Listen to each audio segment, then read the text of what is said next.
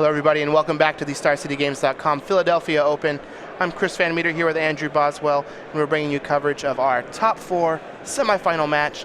Tom Ross is on Infect against Noah Walker, who is on Grixis Delver. I apologize, Noah, I kind of butchered your name as we went into that intro. It's been a long day trying to speak clearly. Tom Ross was 6th seed coming into the top 8. Noah is 7th, which means Tom is going to have the choice to play or draw. And I imagine he's going to choose to play. He is 22nd on our leaderboard, so these points are extremely valuable to him. Yeah, all these players are, that's the main prize, is getting into the end of the year player championship. This is going to be a pretty fiery match. Both of these players really know how to close the tournament. Noah actually won an Open not too long ago at the end of 2015 with this Grixis Delver deck. And the year before, he had top-8'd a Legacy event with this deck also. So he's been on it for a really long time, and he's done quite well with it. Tom Ross, on the other hand, he is just the Infect master. When you think Infect, you think Tom Ross. So again, we've had this happen a lot today, especially as we've been getting closer and closer to the top 8, we've been seeing the name brand players playing the decks that they are most known for playing, which is pretty sweet. Not only that, but Tom Ross is our reigning Legacy Open champion. He won the last Legacy Open that we had at the end of October. Yep. And he's going to try and run it back here in Philadelphia. So it's hard to keep track of all the things that Tom has won with Infect. I was doing a little research before the match, and I was writing down the things that Tom has top-8'd or won with Infect. And, it spans Players' Championships, it spans Invitationals, it spans Grand Prix. I was thinking of making a list and reading it, but it's too long. It'd be a bit too much. So looks like Tom is going to go ahead and ship his hand back and take a mulligan. Looks like Noah is kind of happy with this. He doesn't look too thrilled. He's kind of looking up to the sky just to see if he can figure something out. It looks like he's going to keep, but we'll see. Looks like he's mulligan again. So a gentleman's mulligan, A gentleman's mulligan. Yeah. Well, I don't know how gentlemanly it is when Noah's going to need a whole lot of cards to assemble something, whereas Tom can just kill with as little as 3 cards. That's true, but Tom needs to have a good start, I would say. He does. And usually, if you're going to have a good start, you need to usually see a lot of cards in the beginning. You may not cast all of your cards in the beginning, but you're probably going to want to have some options to be able to have some flexible lines of play. So I would say, generally speaking, if they're both mulliganing, granted, Tom can kill off of very few resources, but I would have to say it usually favors Noah. Now, one of the unique things here about Noah's Delver deck is that he has some Cabal Therapy in the main deck. A lot of these decks are just playing like 3 or 4 therapies in the side to bring in against the combo decks, but he has 2 Cabal Therapies in his main, and if he's able to, pick off a couple of creatures, use Gitaxian Probe to look at Tom's hand and snag multiple cards with a Cabal Therapy, he could very easily run away with this game. Yeah, for sure. Generally speaking, the best way to beat the Infect deck is to just try to kill their creatures either post-combat or on Noah's turn. But having Cabal Therapy as a way to attack Tom's hand is certainly a valuable asset. Now, it looks like both players have kept their 6. Noah's deciding what to do with his scry, and he's going to keep it on top. Tom is going to lead with a Tropical Island and pass, so he does not have a 1-drop Mana Accelerant or an Infect creature, but it looked like he had a couple copies of Force of Will. Noah's going to go down to 19 using his Polluted Delta. He's going to go find a Volcanic Island, and let's see if he has some kind of threat that he can deploy to the board. Now, when Tom was winning his top 8 match, I mean, it was unbelievably exciting, and I doubt that this will be much different, but after watching Tom Ross all day, I think I'm going to need some heart medication or something like that, because it's really intense. Well, Noah's going to try and cast a Delver of Secrets. Tom is going to brainstorm in response and picks up one of his copies of Daze that I think he might just cash in to counter that Delver of Secrets.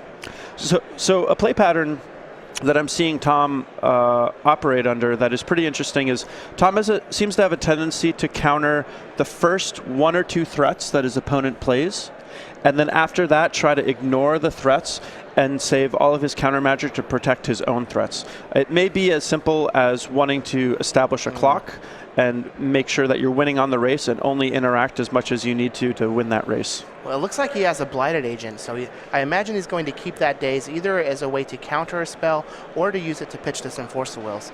So he went ahead and cast his Blighted Agent. He's going to let Noah have a Delver of Secrets. It is going to flip. Noah's going to use his copy of Gitaxian Probe, and look at Tom's hand. A Wasteland from Noah would be really good. He may not know to fire it off on that tropical island usually. He may prefer to use it on the Inkmoth Nexus, but given the hand that Tom has, a Wasteland on tropical island would be devastating. Yeah, so Tom has a Glistener Elf, Invigorate, Daze, and a copy of Brainstorm. Noah's going to draw a card off of that Gitaxian Probe, and let's see what his follow-up is. It looks like that Tom had access to a Daze to counter that Delver, but I think it might have been that he saw the cards he was able to work with and said, you know what, I can just race this Delver and save my Daze to protect my own thing. And there is a Wasteland on that tropical island, and that is going to be real rough for Tom. Good sequencing here on Noah's part also. There's a small chance that Tom might have chose to fire off that Daze against that Ponder if Noah had cast it before the Wasteland. But this is really bad news for Tom Ross. Without that tropical island, his ability to cast spells is completely, it's crushed. Well, Noah's going to attack Tom down to 17 with that Insectile Aberration. Tom's going to crash back with that Blighted Agent, just getting 1 point of damage, or 1 point of infect damage. Going to bring Noah to 1 poison. Let's see what Noah has here. And if I was going to try to figure out a way how to beat Tom Ross, the way that I would try to do is just hope that he gets mana screwed. And, I like Noah's move here, especially after that Gitaxian Probe. I didn't know if Noah had the Wasteland, but just from looking at Tom's hand, that seemed like the big weakness was that one tropical island. And, Noah's a great player. He sees that opportunity, he lines things up properly, and he makes use of that knowledge. So Noah's going to go down to 16 using his Flooded Strand to find an Underground Sea. And let's see what his follow-up is. He's going to attack for 3 with his Insectile Aberration, bring Tom down to 11, deploy a copy of Young Pyromancer, and I think he's going to try and apply some pressure here and try and end this game before Tom draws into more lands. Yeah, I like this play by Noah. Even if Tom drew a forest, it's probably unlikely that Tom would be able to finish the game off, and it's just so unlikely that he actually does. So Noah taking the opportunity to get the Young Pyromancer online, and now this Cabal Therapy is just going to destroy Tom's hand. So we've got a Cabal Therapy, going to get an Elemental token. We have Invigorate. He did name Invigorate. He also has a Glistener Elf, Become Immense, a Daze, a Brainstorm, and a Spell Pierce. So it looks like he's going to cash in that Cabal Therapy. Elemental's going to replace itself, and he's also going to take the Become Immense out of Tom's hand. And we can see that he's going after the pump spells because given the board state, the most impactful thing Tom could do is just draw a green source and then start firing them off. So he's going to crash in for 5, bringing Tom down to 9. He's going to go to 15 himself, sacrificing his Polluted Delta for another Underground Sea, cast a copy of Deathrite Shaman, and this game could be over next turn if Noah has another spell on Tom's end step. Yeah, it's pretty interesting that the Blighted Agent is still alive. I wonder if it means that Noah just doesn't have any creature removal in his hand. If that is the case, it's a little bit of a godsend that Noah was able to have a Wasteland for Tom's single tropical island. Looks like Tom was able to pick up another copy of Invigorate, so if he can get in for 1 point of infect damage this turn, and then he doesn't. Oh, well, there's a Brainstorm, so. Yeah. Noah is going to have lethal. He'll get an Elemental token, attack for 7, use Deathrite Shaman to do the final 2 points of damage, and Noah Walker is going to run away with game 1 here. Yep. Delver of Secrets, Young Pyromancer, that clutch Wasteland taking out Tom's tropical island, left him stranded, not be able to cast any of the spells in his hand. Yeah, that Wasteland was nice. It was, I don't know if I would say nice. It was nice for one. It was real gross if you're on if you're on Team Tom Ross. Let's go ahead and take a look at the sideboard for these players and see what kind of action we have. We've seen Tom's sideboard multiple times. We've got a Croson Grip, a Hydroblast, 2 copies of Submerge, a Bojuka Bog, a Flusterstorm, a Seal of Primordium, a Necropede, a Force of Will, a Karakas, a Wasteland, a Viridian Corruptor, a Dismember, a Crop Rotation, and a copy of Surgical Extraction. How do you think he sideboards here? So I think he's going to be bringing in the Hydroblast. It protects his creatures from a lot of Noah's burn spells, and it can also kill a Young Pyromancer. I think that he could bring in a Flusterstorm, just so he's better equipped to fight the counter wars. And the other thing I think he'll bring in is Crop Rotation. It's really good against any deck that has Wasteland, and Noah is certainly one of those decks. He plays a full 4 Wastelands.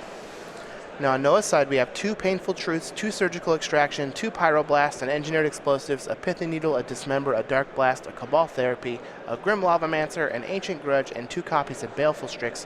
What do you think Noah's going to do? So the cards that I think Noah is going to bring are the cards that help him kill Tom's creatures and disrupt his ability to combo off. So I think Pithing Needle is going to be one of the better cards, naming Blinkmoth Nexus. It can, negate all of them. Dismember is a pretty good removal spell. Dark Blast, also a good removal spell. Cabal Therapy is another way that it can attack Tom's hand. And Grim Lavamancer being the... Grim Lavamancer, you hear me mentioning the creature collection. Grim Lavamancer. Ultina? Yeah, Ultina. Grim Lavamancer is another good card to attack Tom's creature base.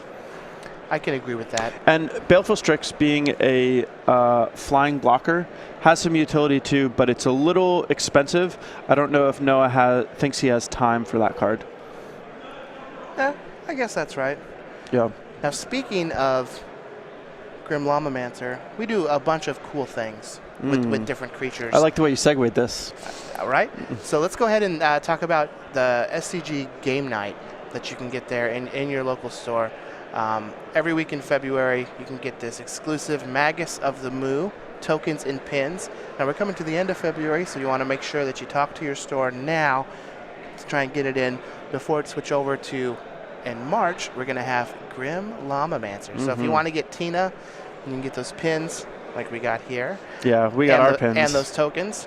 You can get that. Go.starcitygames.com/game night. Let your local game store know. And then coming up in April, we've got a new one, our Slobberin Mile Driver. And we want to get a sweet name for the dog. So anyone out there on Twitter who thinks that they have a good name, hit us up. Let us know.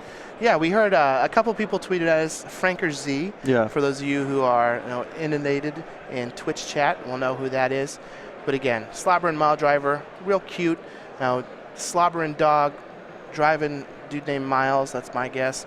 I think he's slobbering for Miles. That's what I think he's doing. Go.starcity.com/game night. Let your local game store know that you want to get set up with starcitygames.com game night so you can get all this sweet swag. So going back to our match, we've got Tom Ross, Noah Walker. For those of you who are just joining us, Noah is up a game on Grixis Delver. Tom is playing Infect.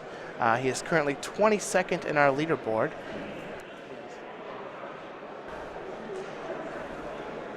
So it looks like Jerry is up a game. Wow. And while we wait for Tom and Noah to finish up sideboarding, let's learn a little bit more about Tom Ross. We do have one of his player profiles that we can get loaded up, so we can take a look at that gorgeous mug. He is 32 from Roanoke, Virginia. He has 9 open top 8s, make that 10 with this open. 2 open wins, that is quite a good conversion percentage. In fact, if he wins this open, he'll have a 30% that's really top 8 good conversion percentage, which Talk is about insane. A closer. 3 invitational top 8s with 2 wins. That's a 66.6 repeating percentage.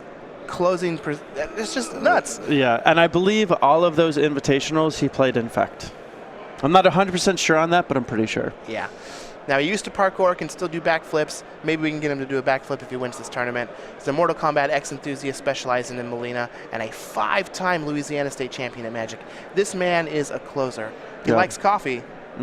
Coffee's great. Not a coincidence. Coffee is for closers. We do have a player profile for Noah as well. He has earned enough Star City accolades. He's a young one at 19 from Amherst, Massachusetts. 4 open top 8s. We'll make that 5 now. Yeah. He does have an open win.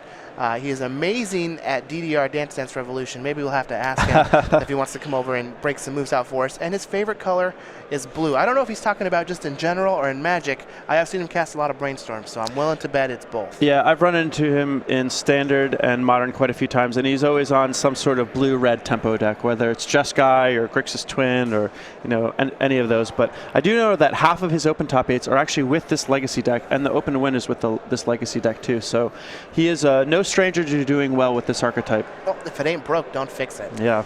So we've got Noah Walker on Grixis Delver against Tom Ross, who's on Infect. Noah's up a match. Let's go ahead and jump back down to our players and see if they're ready to go. It's like Noah's just finishing up his shuffling. Hopefully we can get both players, keep a good 7, and we see a fantastic battle. Yeah, hopefully Tom gets to cast more spells. That'd be nice. Yeah, that would be nice for Noah cast Tom. a lot of spells last game. Noah did cast a lot of spells. A lot of times, games just come down to how many spells did you cast. I mean, and they both mulliganed. I don't fault Tom for keeping his hand. I mean, he even resolved a Brainstorm. Like, what are you going to do? Yeah. So it looks like both players are going to keep their 7. Tom is going to lead off on a Mystery Rainforest, and again, doesn't have a Glistener Elf or a Noble Hierarch. Yeah, we've seen a lot of games where he starts with a Noble Hierarch or to get ahead on mana, or that Glistener Elf to start getting the Infect damage in, but these starts from him have been a little slower than normal. That said, the Infect deck doesn't have a lot of turn 1 plays, so it's not completely unreasonable that he would keep a hand without that action, but it is certainly unfortunate. So Noah's going to go to 19 using his Flooded Strand to find a copy of Volcanic Island. He's going to cast a Ponder. So let's see if he likes those or he shuffles. Well, he's going to go ahead and keep them where they are. He's going to draw a card. He's going to probe Tom, and let's see what he's working with. Noah's down to 17. Tom has a copy of Hydroblast. He has Viridian Corruptor, Dismember, Sylvan Library, Tropical Island, and a Daze. And that Sylvan Library could play a big role in Tom winning this game. Yeah, Sylvan Library is a really powerful card when you're trying to grind someone out. It's a little surprising to me that Tom is bringing it in, but it's certainly something that I've seen him do before, where he just expects to play a longer game, which is a little rough to accept for the Infect deck, but certainly understandable given the fact that Noah's deck is so well equipped at disrupting Tom in the early game. So Noah's just going to pass back to Tom, who finds another copy of Tropical Island. Let's see if he tries to deploy this Sylvan Library now. I have to imagine that he goes for it. Just playing land drops isn't a game plan that really favors Tom. He has the Daze backup, and Sylvan Library is a card that generates more value the sooner you get it on the board, similar to a Planeswalker. So I like the fact that he's taking the opportunity to play it now. So Tom is going to fall to 19, fetching a Tropical Island in this Misty Rainforest, and here comes that Sylvan Library. So this is one sweet, sweet card. Yeah, Sylvan Library, it's one of the older cards. We don't see it too often in Legacy, but it's very good. It's actually very good against Infect also, because Sylvan Library is a card that allows you to pay life to draw extra cards, but paying life isn't too big of a deal when you're taking Infect damage. Now this is interesting. Noah knows that Tom has a copy of Daze, so he's going to start the battle with the Force of Will, and then let it get dazed, and then follow up with the Baleful Strix. That seems a little odd for Noah to cash in his Force of Will for Tom's Daze when Tom is resolving the Sylvan Library. Yeah, I find that a little unusual too, but it might have just been that Noah didn't think that Tom valued the Sylvan Library a whole lot in the matchup because it's not a combo piece or an Infect creature, and thought that it would be unlikely for Tom to Daze, but I'm a little surprised by it too. Well, he also got rid of a Brainstorm to cast that Force of Will. So I wonder if there's like a 3-mana spell that he wants to try and resolve, and it could just be he's trying to resolve a Painful Truce next turn. And doesn't want it to get dazed. Painful Truce is a pretty good card to grind people out, and the fact that Painful Truce deals damage to Noah is certainly less of a factor considering that Tom deals Infect damage. Either way, Tom needs to find some action. The Sylvan Library is a card that is going to help him play a long game, but even with it, the long game probably doesn't favor him. Looks like he's just going to pay 8 life and take both of those extra cards off that Sylvan Library. It didn't look like he had a way to shuffle, so I imagine he's just wanting to get a look at some fresh cards next turn. Noah's going to follow up with a Ponder. Yeah, things do not seem to be working out well for Tom. The previous game, he was a little mana light, and now it looks like he's a little mana heavy. The Sylvan Library, it's usually best accompanied with fetch lands, similar to Sensei's Divining Top or Brainstorm. Being able to manipulate the top of your library, draw what you want, and then crack a fetch land to shuffle everything else away is something that you look for when you're playing these cards, but is not available to Tom at this particular moment. Okay, well, I just got word that Jerry Thompson has defeated Louis Bichon and will be moving on to the finals of this Open. Noah Walker is able to cast a Deathrite Shaman after he hits that Ponder. Yeah, and he played the Wasteland so that he could play around Daze, and now that his Deathrite Shaman is resolved, he's going to fire off that Wasteland. And here's a Dismember that's going to take care of that Deathrite Shaman. Going to take Tom Ross down to 6 life, though, so he's not really going to be able to activate use the Sylvan Library very much to get extra cards. It looks like there's just a bunch of land on the top of his deck. Yeah. Interesting that Viridian Corruptor is going to be able to kill that Baleful Strix at some point, because it is an artifact. I have to imagine that's the only reason Tom brought it in. I don't believe there's any other targets, so... It's also just an infect creature, and he wants to try and... I can imagine him wanting to try and just overload Noah with infect creatures. Yeah, I agree with that, but I still have to give credit to Tom for seeing how things would play out. The fact that he's not just sideboarding against Noah's deck, but sideboarding against Noah's post-board configuration, that's one of the marks of an extremely knowledgeable player who's able to deduce what's going to happen. So Tom is just going to take one card from that library, play Verdant Catacombs and pass. Noah has a copy of Brainstorm here. And even though Tom has this Sylvan library and has been able to look at a lot of cards, he doesn't have much going on, and he's down to 6 life already. Yeah, this is looking pretty bad for Tom, especially because one of Noah's main forms of disruption is a lot of burn.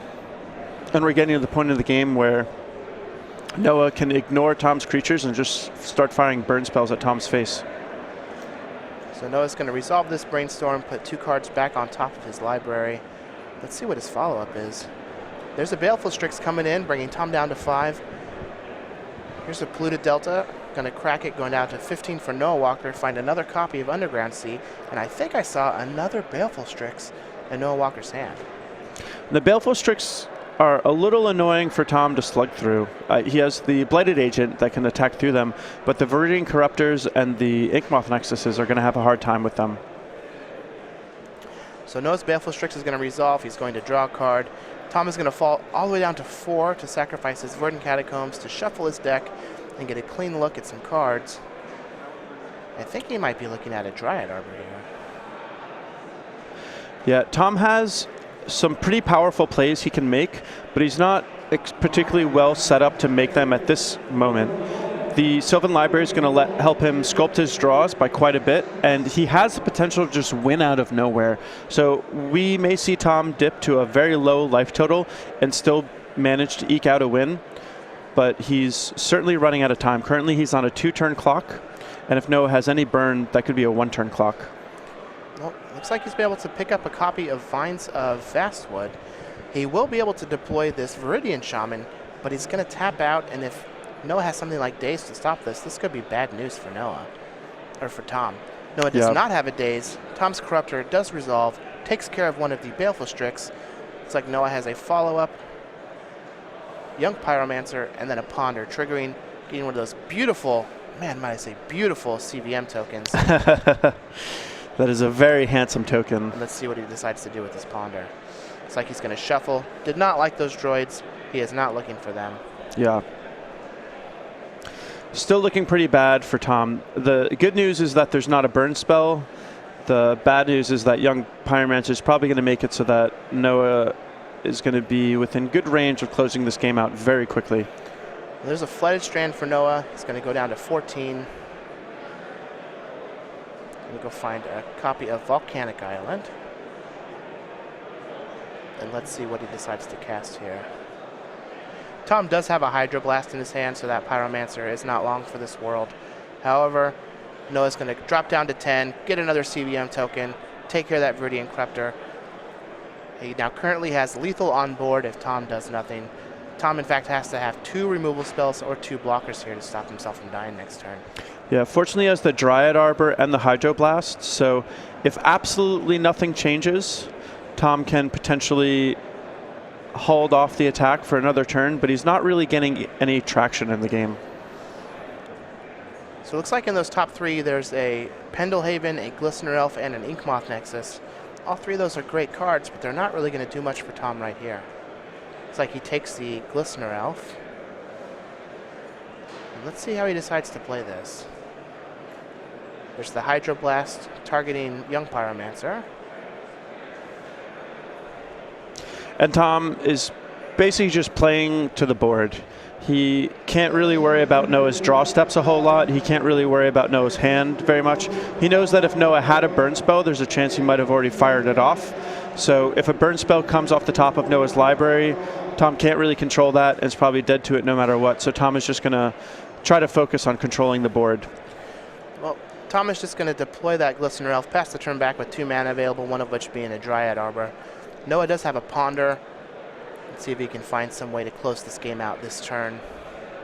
The fact that these CVM tokens are so powerful that they can actually trade with whole cards from Tom's side is pretty amazing. That means that this young Pyromancer has the potential of amounting to a 3-for-1, which is something that we usually don't see happen, but because Tom's creatures have such small base power and toughness, that's just what ends up happening in this sort of situation. And that's got to be a bad feeling when you're at 3, your opponent ponders and keeps the cards on top. Yeah. Noah's going to go ahead and draw the card off of his ponder, and let's see what his course of action is here.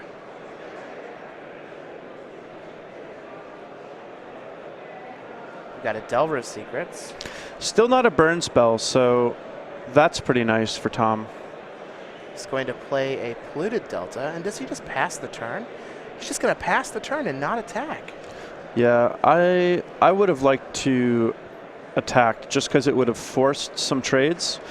Trading with that Dryad Arbor is kind of a big deal because Tom would like to have as much mana as he can have access to. So that said, without a evasive creature, Tom doesn't really have any way of pushing through these blockers. He could Berserk gives trample, correct? It does. So that's the one way that Tom might be able to do something. So the Delver is going to flip, revealing an Ancient Grudge. He's going to attack with the Delver of Secrets. Tom's going to be able to fire up this Inkmoth Nexus. The Ancient Grudge is going to get stopped by Vines of Vastwood, which will be kicked. Now, while the Ancient Grudge is still on the stack, it cannot be flashed back. Correct. So Tom's going to be able to save his Nexus and trade it with this Delver of Secrets. So this is a nice 2-for-1 from Tom's side. Tom, other than that Sylvan Library, which he's kind of used as much as he can, he doesn't have access to very much card advantage. So the fact that he was able to get a 2-for-1 there is pretty nice. So we've got 2 copies of Invigorate in those top 3 cards of his deck. He is only able to take 1 at a time.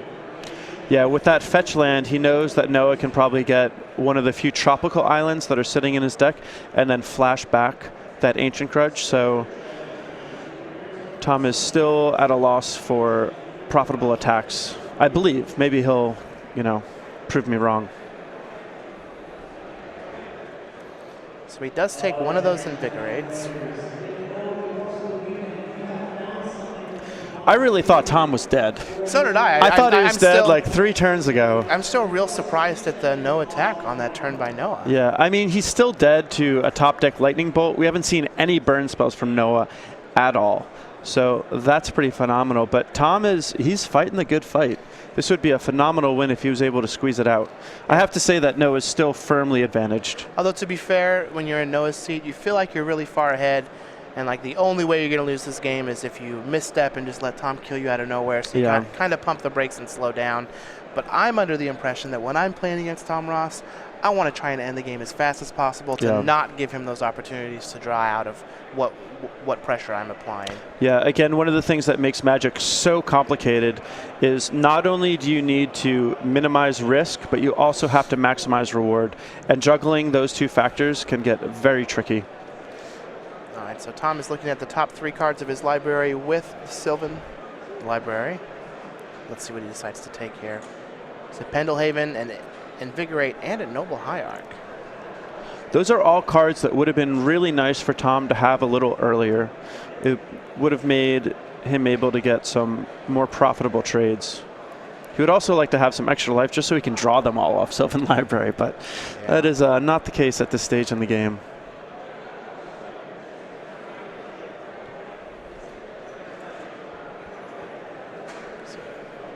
Like Tom's going to draw a card, Noble Hierarch. Is he going to start attacking here, or is he just going to pass the turn back? One thing that is good for Tom is Noah has started to run out of gas. Last turn, Noah played his young Pyromancer, but did not play a follow-up spell. So I would have to assume that Noah doesn't have anything proactive to do in his hand. And a lot of his cards are rather reactionary. And Noah does have some dead draws here that would allow Tom to, now this work some magic. This Glistener Elf is going to be a 2/2 from the Noble Hierarch. And Noah has to be worried about trample potentially happening from Berserk. He is just going to chump block with 1 of those elemental tokens. But there is quite a clock here for Tom with that Baleful Strix. Ooh, does Noah have... He is going to cast a Pyroblast just to get a 1/1 elemental token. And this could be a lethal attack if Tom does not have any answers.